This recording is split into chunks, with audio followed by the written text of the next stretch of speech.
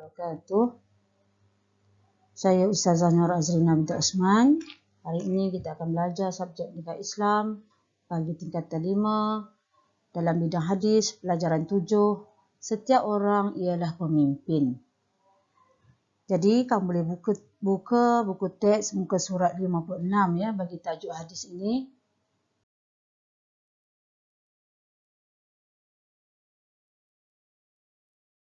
Pembelajaran kita pada hari ini, yang pertama, murid dapat membaca hadis dengan betul. Yang kedua, murid dapat menyatakan terjemahan hadis. Yang ketiga, murid dapat menerangkan tanggungjawab golongan pemimpin, suami, isteri, pekerja dan anak. Dan yang terakhir, dapat merumuskan pengajaran hadis kita pada hari ini.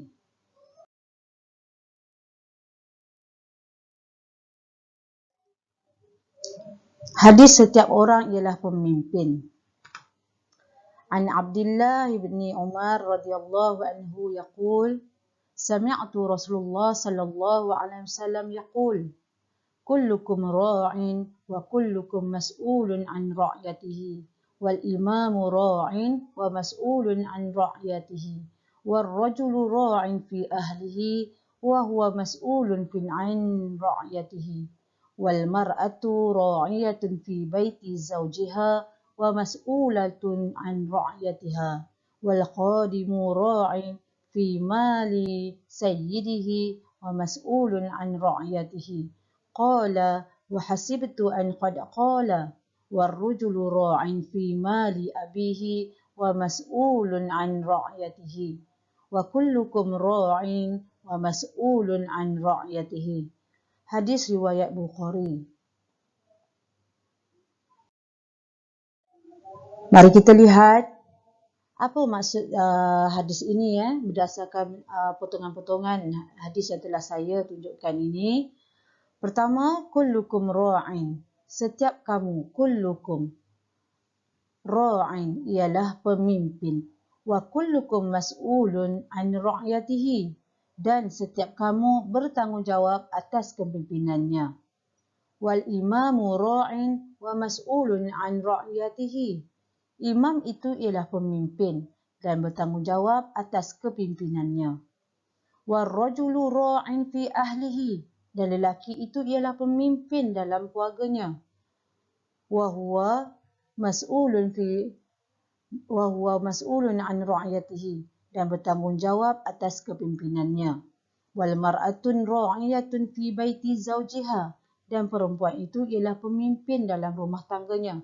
Wa mas'ulatun an ra'iyatihi. Dan bertanggungjawab atas kepimpinannya.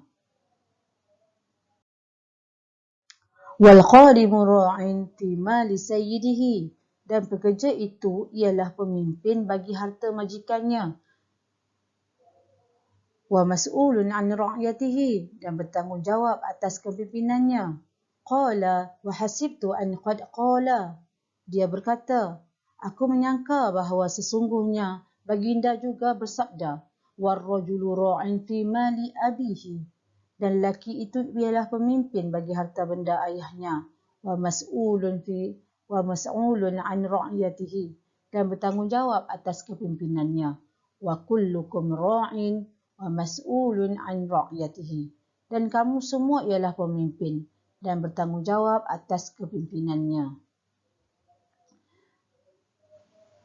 Jadi, melalui hadis yang telah saya bacakan tadi, ada 5 individu yang kita jelas yang disebutkan dalam hadis tersebut. Dan kita akan kupas mengenai tanggungjawab setiap individu tersebut. Yang pertama, pemimpin. Yang kedua, suami. Yang ketiga, isteri. Yang keempat, pekerja. Dan yang terakhir adalah anak. Jadi kita akan kupas satu persatu ya. Pertama, tanggungjawab pemimpin. Pertama, hendaklah berlaku adil dan menghapuskan kezaliman. Yang kedua, menegakkan syariat Islam. Yang ketiga, menyusun sistem pentadbiran yang cekap dan amanah. Yang keempat, menyediakan infrastruktur yang lengkap.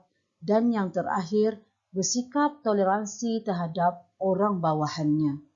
Jadi ada 5 tanggungjawab pemimpin yang perlu seorang pemimpin itu ikut dan perlu ada. Yang kedua, tanggungjawab bagi seorang suami. Pertama, memberikan nafkah kepada anggota keluarga. Yang kedua, memberikan didikan agama kepada isteri dan anak-anak. Yang ketiga, memberikan perlindungan dan menjaga keselamatan anggota keluarga. Dan yang terakhir, melayan dan bergaul dengan isteri dan anak-anak dengan baiknya. Setelah kita lihat tanggungjawab suami, mari kita lihat pula tanggungjawab seorang isteri. Pertama, mentaati suami dan menunaikan haknya. Menjaga maruah diri suami dan keluarga, memelihara dan mendidik anak-anak, dan yang terakhir, menguruskan rumah tangga. Jadi suami isteri masing-masing perlu menjalankan tanggungjawab masing-masing. Yang keempat, tanggungjawab bagi seorang pekerja. Pertama, mengikut arahan ketua. Yang kedua, bekerja dengan penuh integriti. Yang ketiga, bekerja mengikut prosedur yang telah ditetapkan. Dan yang terakhir, melaksanakan tugas dengan sempurna. Yang kelima, kita akan lihat pula tanggungjawab seorang anak. Pertama, berbakti kepada ibu bapa sewaktu mereka masih hidup atau telah meninggal dunia. Yang kedua, sentiasa mendoakan mereka. Yang ketiga, sentiasa membantu mereka dengan sebaik-baiknya. Dan yang keempat, sentiasa berbuat baik dengan ibu bapa dan menyambung silaturahim dengan rakan-rakan mereka. Pendek kata, maksudnya berbuat baik dengan orang yang ibu bapa sukai, ibu bapa rapat supaya dapat mengembirakan hati ibu bapa kita. Abdullah bin Umar radhiyallahu anhu meriwayatkan bahawa Rasulullah sallallahu alaihi wasallam bersabda, wajib atas seorang muslim mendengar dan mentaati perkara yang disukai atau benci jika tidak disuruh melakukan maksiat. Jika disuruh melakukan maksiat, maka tidak wajib dengar dan tidak wajib taat.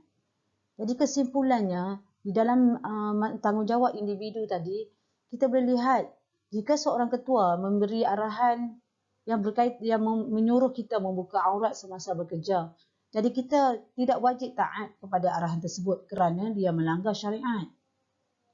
Jadi ketaatan itu berpada-pada jika mengikut syariat, dan jika benda yang diminta itu adalah melanggar syariat Islam, kita tidak perlu taat dengan arahan tersebut. Dalam surah Luqman ayat 12 hingga 19, terkandung nasihat Luqmanul Hakim kepada anaknya. Saya akan sebut beberapa nasihat Luqmanul Hakim kepada anak yang kita boleh ambil iktibar kepada kita juga. Pertama, mengesahkan Allah. Berbuat baik kepada kedua ibu bapa, sentiasa bersyukur kepada Allah Subhanahu Taala dan menghargai ibu bapa. Setiap perbuatan baik atau buruk akan diberi balasan oleh Allah Subhanahu Wa Taala.